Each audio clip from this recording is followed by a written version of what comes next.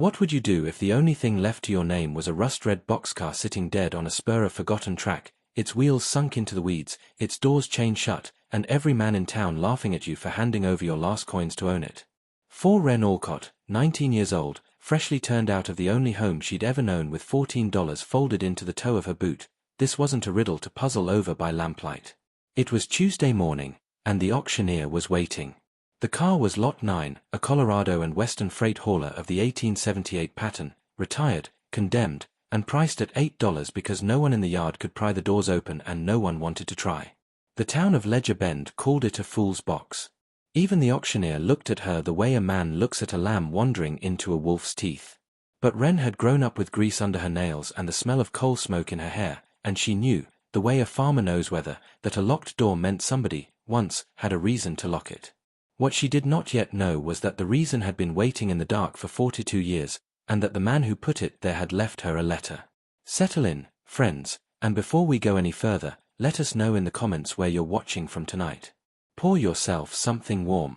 This is going to be a long ride. Wren Alcott was born in a shotgun house behind the Ledger Bend rail yard in the spring of 1889, and the first sound she remembered hearing was the hiss of a Westinghouse air brake bleeding down at the end of a long haul. Her father, Thomas Alcott, was a car inspector for the Colorado and Western, one of those quiet, kerosene lamp men who walked the length of a stopped train at 3 in the morning with a long-handled hammer, tapping wheels, listening for the flat true ring of good steel and the dull cracked note of a wheel gone bad. He was not a rich man, and he was not a famous man, but he was the sort of workman whose signature on a chalkboard meant the train would arrive. He taught his daughter everything he knew, because her mother had died of pneumonia when Wren was 4, and there was no one else in the house to teach. He taught her how a journal box sweats when the packing goes dry, and how to smell a hot box before you could see the smoke.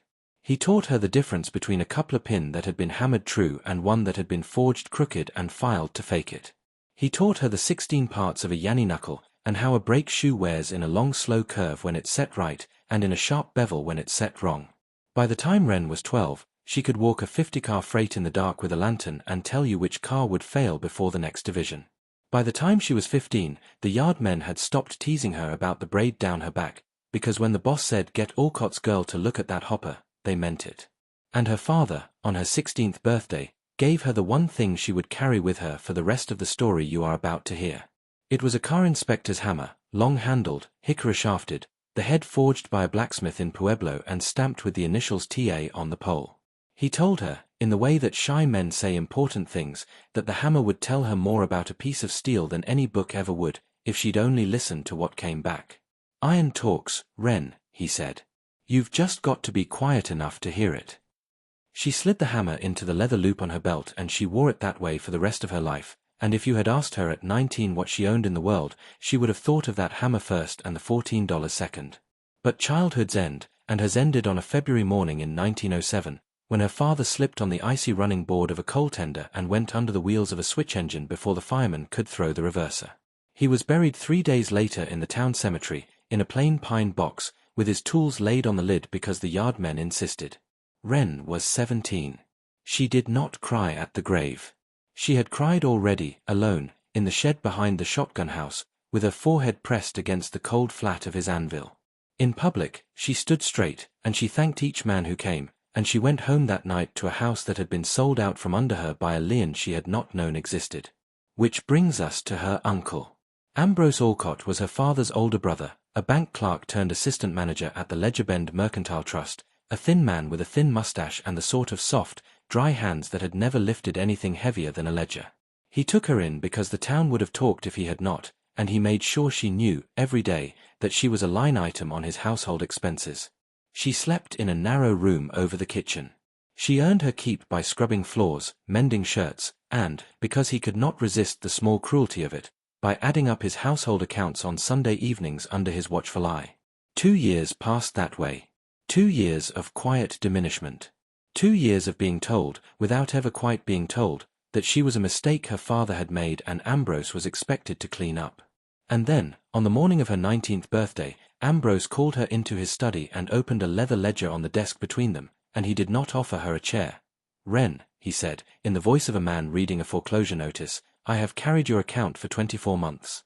Room, board, clothing, and incidentals. Set against your labor, At the going rate for domestic service in this town, the balance owed to me is $143.18. He turned the ledger so she could see the column. He tapped the total with the end of his pen. I am prepared to consider the debt settled, in full, for a payment of $14, which I understand to be the sum currently in your possession. In exchange, you will vacate this house by sundown. She did not argue. She had not argued in 2 years, and she did not begin that day.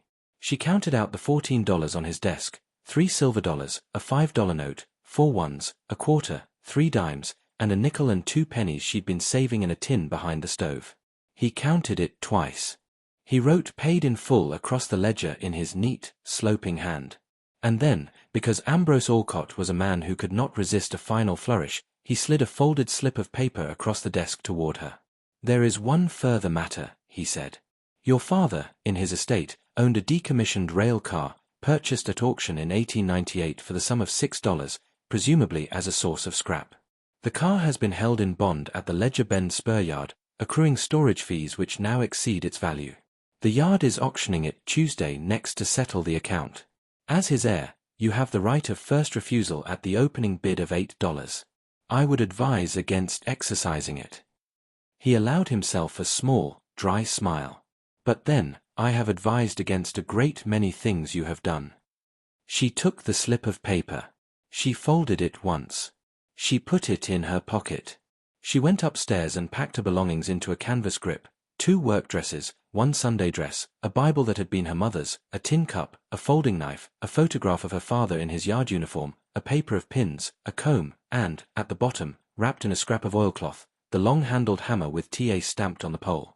She walked out of that house at 4 in the afternoon, and she did not look back, because Wren Alcott had learned very young that looking back was a luxury for people who had somewhere to return to.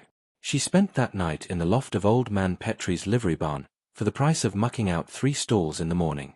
She spent Wednesday and Thursday washing dishes at the Bend Cafe for meals. And on Tuesday morning at 9 o'clock sharp, with her $14 in the toe of her boot and her father's hammer swinging at her hip, she walked down the long cinder path to the spur yard, where Lot 9 sat waiting for her under a sky the color of cold pewter.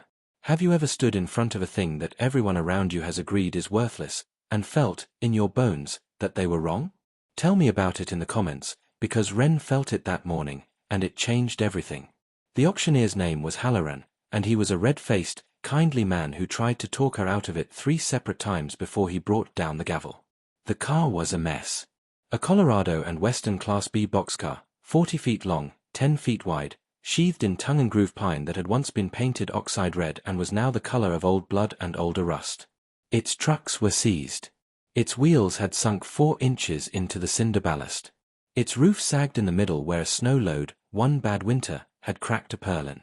But the thing that made men laugh, the thing that made Ambrose Alcott smirk in his study, the thing was the doors. Both side doors were chained shut with a length of 3/4-inch case-hardened logging chain, wrapped 4 times around the door handles and secured with a Miller and Ross combination padlock, brass-bodied, with a 6-digit dial. The end doors, front and rear, had been welded shut with what looked like an amateur oxyacetylene job. Beads of slag ran down the seams like candle wax. Somebody, 42 years ago, had wanted that car sealed. And nobody, in all the years since, had cared enough about a scrap-value freight hauler to spend the 2 days and the cutting torch it would take to open it. Halloran opened at $8. There were no other bidders. There was, in fact, laughter, a low, mean laughter from the 3 or 4 yard hands leaning on the fence. And then, from the back of the small crowd, a man in a black frock coat and a good hat stepped forward and raised his hand. 10, he said. His name was Silas Grunlow. He owned the Grunlow Salvage and Metals Company at the far end of the yard, and he was the reason the car had never been broken up for scrap, because Grunlow made his living buying condemned rolling stock at bond auctions for $1 and reselling the wheels alone for 20. He was a big man, thick through the neck, with the pale, watchful eyes of a man who had never in his life paid full price for anything. He was looking at Wren, not at Halloran, when he raised his bid. 12, said Wren, and her voice did not shake. Grunlow's eyebrows lifted a 1/4 inch. 14, he said, and there was, in the way he said it, a small private smile. He knew, everyone knew, that $14 was the exact sum her uncle had squeezed from her.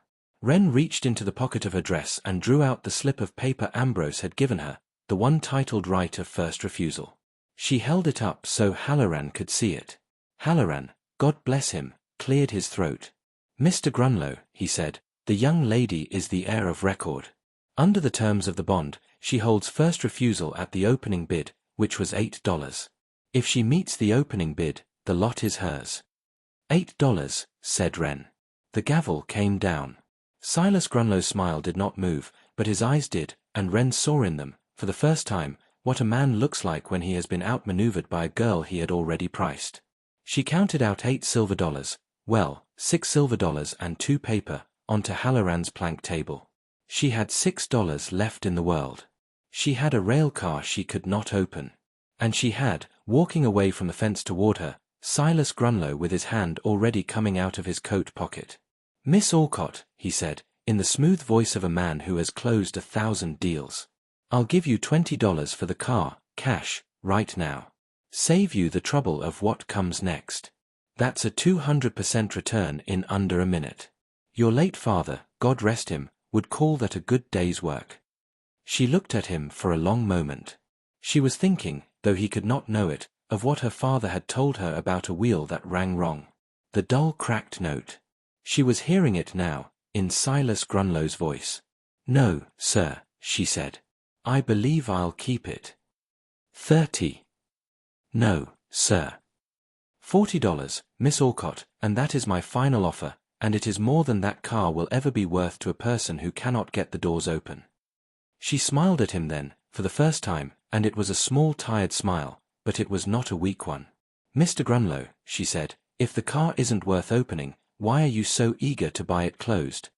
And she walked past him, down the cinder path, to lot 9, and she laid her hand flat against the sun-warmed pine of its side, and she said, softly, so only the car could hear her, "All right. Let's see what you've been keeping." The spur where lot 9 sat was a mile and a quarter out of town, on a dead siding that had once served a silver mill that had closed in 1889, the year Wren was born, a coincidence she noticed and filed away.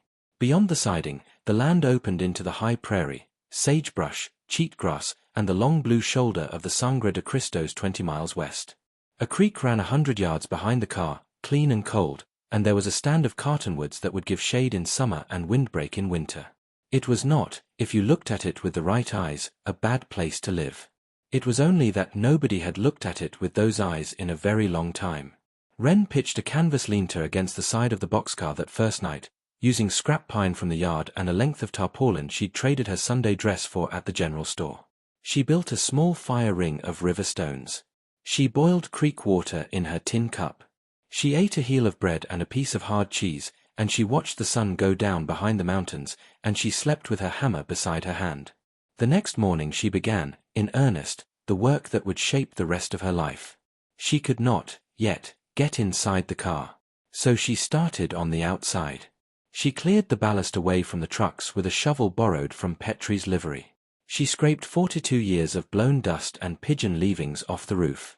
She patched the cracked purlin from underneath, standing on a crate, driving pine wedges up into the sag until the roof sat true again.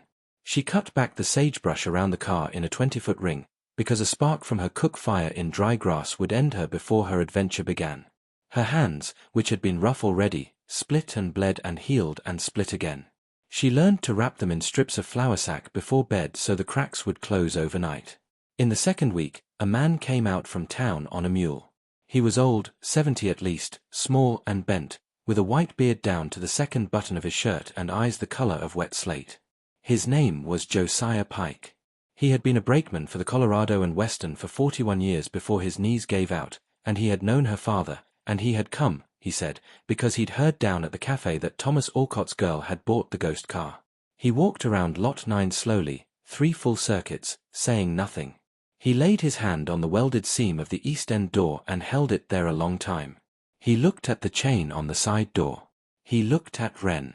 And then he said the thing that Wren would carry with her, unsolved, for the next 31 days. "Girl," he said, "the man who locked that car locked himself out of the world. You want inside, don't cut. Listen." He left the key in the song. Then he climbed back on his mule, and he rode away, and he would not come again until the very end of this story. She thought about it for a long time that night.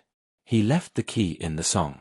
She turned the phrase over the way she turned a bad coin, looking for the true edge. She did not know, yet, what he meant. But she filed it away, next to the coincidence of the year 1889, because Wren Alcott had learned very young that the world dropped clues for those willing to stoop and pick them up. The days ran into weeks. She traded labor for supplies. She shoed a mule for Petrie in exchange for a barrel of flour. She fixed the busted handbrake on the town's fire wagon in exchange for a month of eggs. Bit by bit, the Spur yard began to look less like a graveyard and more like a homestead. She hung a canvas curtain across the lean-to. She built a proper hearth. She dug a small root cellar into the cup bank behind the car. And still the doors stayed shut. And still Silas Grunlow rode out, every Sunday afternoon, in his black surrey, and sat at the edge of the ballast, and watched her work, and every third or fourth Sunday raised his offer. $50. 75. 100. She thanked him politely each time. She said no. He tipped his hat.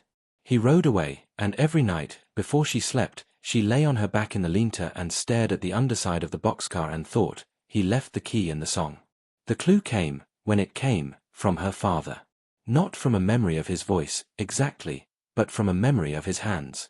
It was a cold morning in early October, and she was walking the length of the car with a hickory hammer, tapping the sheathing, the way he had taught her to tap the flank of a hopper, not looking for anything in particular, only listening, because iron talks and so does wood.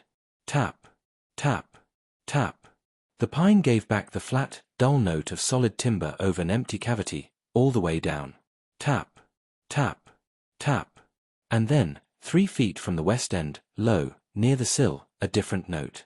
Higher, tighter. The note of pine over pine, not pine over air. She stopped. She tapped again. She tapped the board above it. Empty. She tapped the board below it. Solid. There was a patch, about 18 inches square, where the wall of the boxcar was double thick. Somebody had built something into it.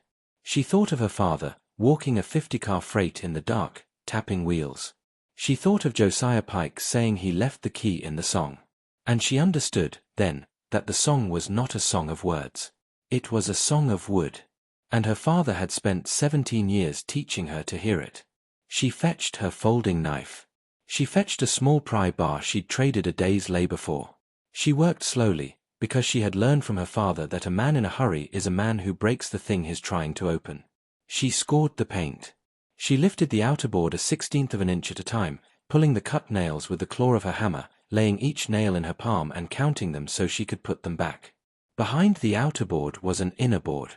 Behind the inner board, set into the framing of the car itself, was a small tin box.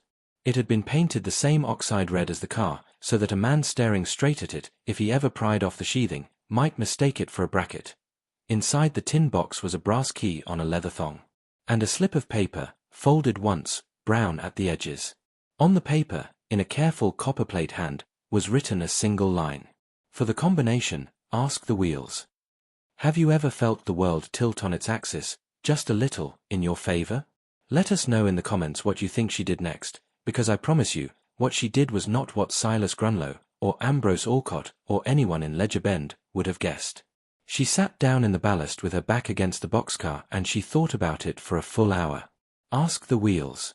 The wheels were 4 steel Griffin cast wheels, 33 inches in diameter, each one stamped, as all railroad wheels were stamped, with a foundry mark, a heat number, and, this was the thing, a build date, month and year, in raised numerals cast into the hub. She crawled under the car with her lantern. She lay on her back in the cinders and she read them off, wheel by wheel, aloud, into the dark. The number 1 wheel, left front, was cast in the 8th month of 1877.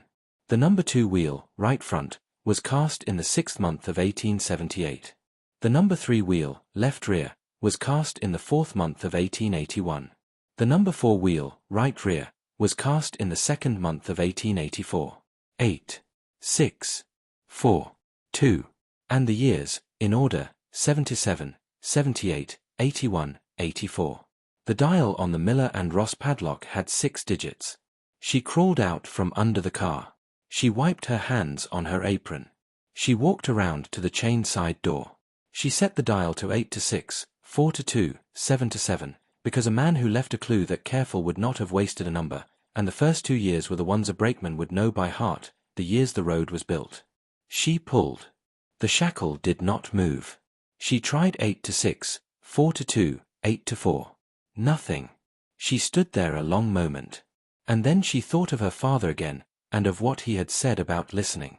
She held the padlock up to her ear, and she turned the dial slowly, one number at a time, and she heard, faint, but there, the way iron talks to a man who is quiet enough to hear it, a soft, satisfying click as the number 3 digit passed 8, and another as the number 5 digit passed 7. She smiled. She set the dial to 8 to 6, 4 to 2, 8 to 7. The shackle sprang open in her hand. The chain fell away in a heavy, cold coil at her feet, and lot 9, after 42 years, was unlocked. She stood there for a moment with her hand on the door handle, and she said, aloud, to no one and to her father and to the man who had left the key in the song, "Thank you." And then she slid the door open. The smell that came out was the smell of dry pine, old paper, cold iron, and beneath all of that, faint as a rumor, the sweet dusty smell of ground coffee that had lost its flavor a generation ago. Sunlight fell into the car in a long slanting bar, and Wren Alcott stepped up onto the sill and into the hidden room that had been waiting for her all her life. The interior of Lot 9 had been converted, by the hand of a careful man, into a small living quarters.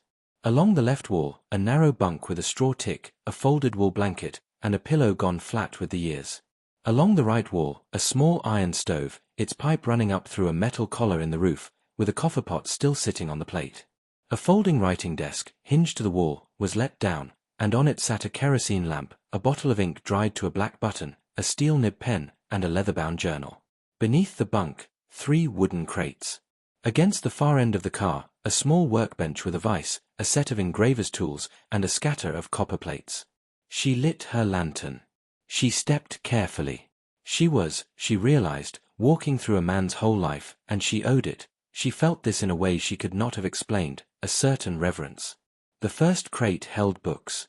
41 of them, mostly practical, a Baldwin locomotive catalogue for 1882, a copy of the Master Car Builders Association rules, a well-worn Bible with a name inked on the flyleaf, Elias Corwin, and, surprisingly, a small cloth-bound volume of poems by John Keats, its spine broken at the Ode to a Nightingale. The second crate held tools. A jeweller's loop. A set of engraver's gravers, still oiled. 3 copper printing plates, wrapped in waxed paper. And, at the bottom, a small carved wooden bird, a meadowlark, no bigger than her thumb, whittled with astonishing care and painted with a yellow breast that had faded to butter. She held it in her palm a long time. Somebody had loved a meadowlark, once, enough to carve one. The third crate was heavier. Much heavier. When she pried the lid, she saw first a layer of sawdust, and beneath the sawdust, canvas sacks, and inside the sacks, she opened one with a folding knife and let a little pour into her palm. $20 gold pieces, double eagles, brand new in 1884, their surfaces still bright as the day they were struck. She counted the sacks. 7 sacks. She counted the coins in 1 sack, and multiplied. 2,000 double eagles. $40,000 in gold coin. In a decommissioned boxcar. On a dead Spur. In 1907. And on the writing desk, propped against the dry inkwell, was an envelope, its wax seal unbroken, addressed in the same copperplate hand.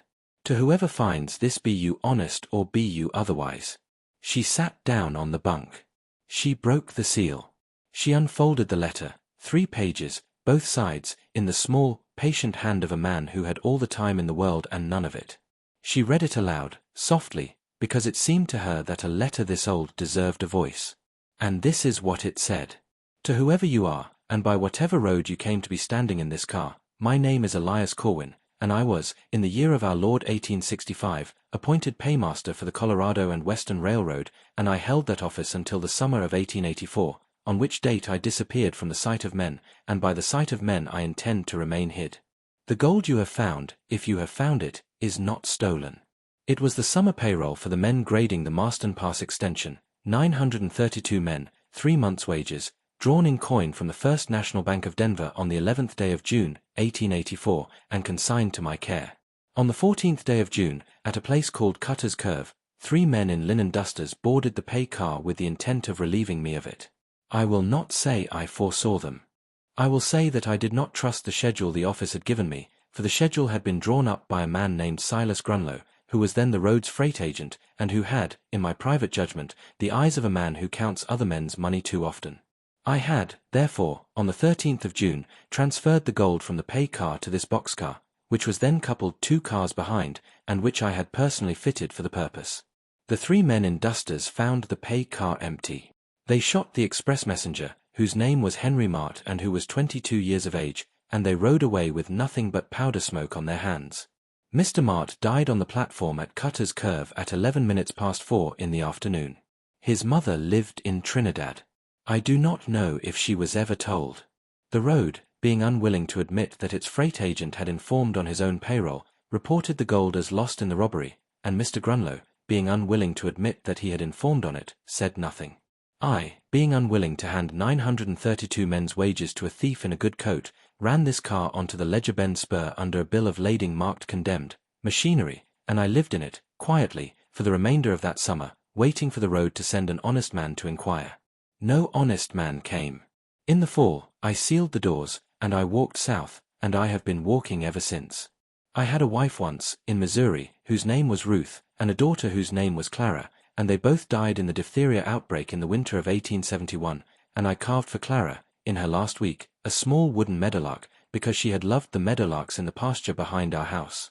That bird has ridden with me every mile since, and it rides with me still as I write this, but I will leave it here when I go, because a man cannot carry every dead thing forever, and because whoever finds this car will, I hope, understand what a small carved bird means to a man who has lost everything else.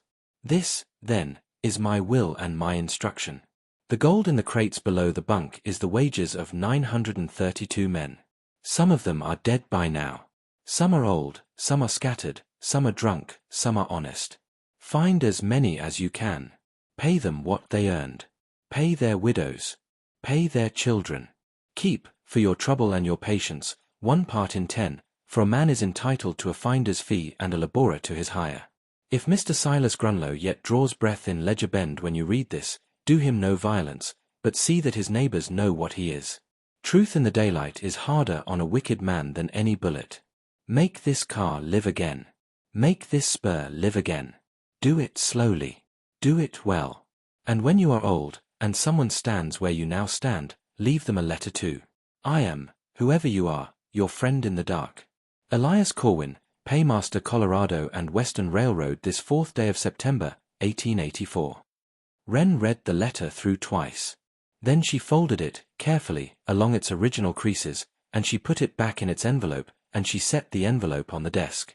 She picked up the little wooden meadowlark and she held it in her right palm, and with her left hand she drew her father's hammer from her belt, and she held the 2 things there, one in each hand, for a long time, and she thought about what she had been given and what she owed.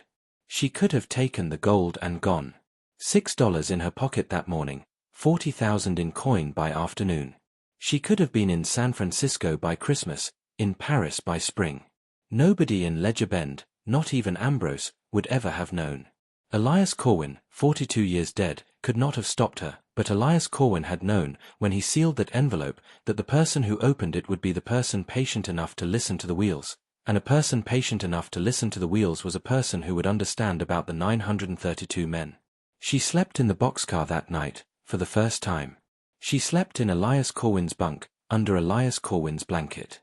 In the morning, she walked into Ledger Bend, and she went to the office of the Colorado and Western Division Superintendent, a fair-minded man named Halloran, brother, as it happened, to the auctioneer, and she laid the letter on his desk, and she said, "Sir, I need the payroll ledger for the Marston Pass extension, summer of 1884.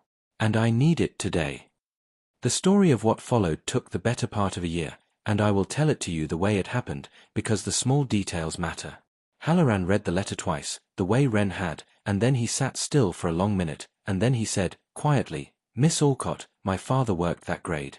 He was paid, in the end, by a bank draft. The road cut him 3 years later, 60 cents on the dollar, and he never spoke of it without spitting. He got up. He walked to a locked cabinet. He unlocked it. He took down a green cloth ledger, and he set it on the desk between them, and he said, 932 names. Where do we begin?" They began, as anything worth doing begins, with the people close at hand.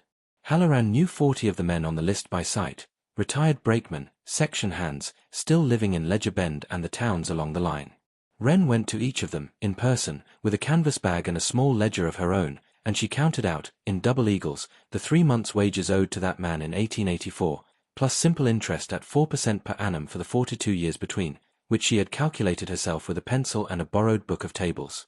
She did not make speeches. She said, "Sir, this is yours. It was always yours. A man named Elias Corwin kept it safe for you." And she watched, more than once, an old man sit down on his own porch and weep. The town of Ledger Bend, which had laughed at her in August, was quiet by October and reverent by Christmas.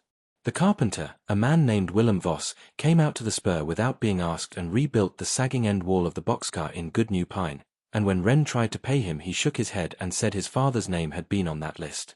The widow Meacham, whose husband had graded the 2nd mile of Marston Pass, walked out 3 miles every Tuesday to bring Wren a loaf of bread and a jar of preserves, and refused to be thanked. The blacksmith, whose grandfather's name was on the list, forged her a new set of hinges for the boxcar door and would take payment only in the privilege of holding, for one afternoon, the letter, which he read sitting on his anvil with his hat in his hand. Silas Grunlow stopped coming out on Sundays after the 3rd week. By the 5th week, the story was in the Ledger Bend Clarion, though Wren had asked the editor to leave Grunlow's name out of it. The editor, a scrupulous man, had refused. "Miss Alcott," he said, "the whole town knows already. Printing it is a formality." Grunlow's salvage yard, which had done a good trade in condemned rolling stock, began to lose contracts. The road, quietly, did not renew his lease on the yard track. By spring, he had sold his surrey and his house and moved to Pueblo, where nobody knew him yet, and where, as far as this story is concerned, he can stay. She never spoke to him again after the day at the auction. She never had to. Truth in the daylight is harder on a wicked man than any bullet, and Elias Corwin had known that too. Ambrose Alcott, for his part, called on her once, in November, in his good coat. He came out to the Spur in a hired trap, and he stood at the edge of the ballast, and he cleared his throat, and he said that he had been thinking, perhaps, that the settlement between them had been arrived at under misapprehension as to the value of certain assets, and that a family, after all, was a family. Wren was on the roof of the boxcar at the time, nailing down a length of tin flashing. She looked down at him. She did not come down. She said, "Uncle Ambrose, our accounts are settled. You marked them paid in full. I would not want to embarrass you by reopening them." And she went back to her nailing, and after a while, he got back in his trap, and he drove away. She did not see him again for many years, and when she did, it was at his funeral, and she paid for the stone, because a man should have a stone, even a small man. By the following August, a year, almost to the day, from the auction, she had paid out, in full with interest, 671 of the 932 names. 211 she had located as dead, and paid their surviving widows and children, tracked through parish registers and pension rolls as far as Missouri and Ohio. 50 she could not find, and their share she placed in trust with the Ledger Bend Mercantile Trust, not, please note, in Ambrose's account, but in a fund overseen by a board of 3 retired railmen, to be paid out on proof of claim for the next 20 years, and thereafter to fund a school for the children of section hands. For her own 10th part, as Elias Corwin had instructed, she took $4,000 in gold. With it, she did 4 things. She had the trucks under Lot 9 rebuilt, new bearings, new brake shoes, and she had the car pulled 100 yards down the spur onto a proper foundation of dressed stone, and she painted it, in good enamel, the color of a robin's egg, because oxide red was the color of the old story and she was writing a new one. She built, alongside it, a small depot of milled pine, with a stove and 4 chairs and a counter, and she opened the Meadowlark Cafe, so named for reasons she explained to no one but Josiah Pike. She banked the balance. And she wrote, in a leather-bound journal of her own, on the first page, "This car was opened on the 4th day of October, 1907, by Wren Alcott, aged 19, at a cost of $8, in memory of Elias Corwin and of Thomas Alcott, both of whom taught her to listen." The Meadowlark Cafe, by the 2nd summer, was the busiest stop between Ledger Bend and the pass. The road, having belatedly rediscovered that the old Silver Mill Spur was a convenient watering point, ran a daily local out to her platform, and the crews took their dinner at her counter, and the passengers stretched their legs on her porch, and the widow Meacham, who had brought the first loaf of bread, was now Wren's baker, and had her own room in the depot with a window that faced the mountains. Willem Voss the carpenter was building a second boxcar conversion, at Wren's commission, to serve as a bunkhouse for the crews who laid over. And Josiah Pike, the old brakeman with the white beard, rode out on his mule every Friday afternoon, and sat in the same chair by the stove, and drank the same cup of coffee, black, no sugar, and never paid, because Wren would not let him. He had left the key in the song, and 1 cup of coffee a week for the rest of his life did not begin to cover it. One evening in the fall of 1908, the light long and gold across the sagebrush, the mountains gone to purple, a train's whistle far off down the valley. Wren closed the cafe at 7, as she always did, and she walked out along the spur to the original Lot 9, now painted robin's egg blue with white trim, and she climbed up onto the sill and sat with her legs dangling over the ballast. In her right hand she held her father's hammer, hickory shafted, tear stamped on the pole, worn smooth now in the grip where her palm had settled it 1,000 times. In her left hand she held the small carved meadowlark, its yellow breast faded to butter, its eyes 2 dots of India ink still bright. She held them there, one in each hand, and she thought about what each man had given her. Her father had given her the hammer, and with it the habit of listening, of tapping the wall of the world and hearing what came back. Elias Corwin had given her the meadowlark, and with it a harder gift, the knowledge that a person who has been hurt does not have to become the thing that hurt them, that a paymaster robbed of his charge can spend 42 years in the dark keeping faith with 932 men he will never meet again. 2 men, 42 years apart, had trusted her with what mattered most to them. One had raised her to hear the song. The other had left the key in it. She was, that evening, 20 years old. She had, a year and 2 months earlier, been cast out of her uncle's house with $14 in the toe of her boot, and had bought a locked boxcar for 8 of them. She had $6 left, that afternoon at the auction. She had, tonight, a cafe, a Spur, a name in the county, and the good clean tiredness of a person whose day has been spent on work that matters. She had, more than any of it, a promise still being kept, 261 names still on her list, and a plan to find every one of them or die trying.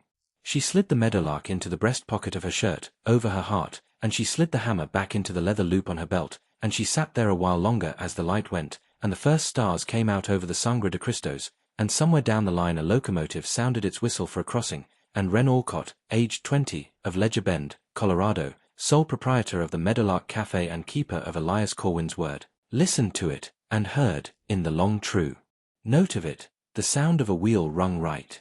Thank you, friends, for staying with us to the end of this story, a story of patience, of listening, of the strange grace by which one honest man 42 years dead can reach across the dark and put a life into the hands of a girl he never knew. If Wren's journey moved you, please give this video a like, and share it with someone in your life who has ever been dismissed, underestimated, or handed a locked door and told it wasn't worth opening. Subscribe, and click the little bell, so the next tale finds you when it's ready, and next week, we ride north, to a lighthouse on the Oregon coast where a widowed keeper's daughter inherits a logbook nobody has been willing to read for 30 years. But before you go, I have a question for you, and I would love to sit with your answer tonight.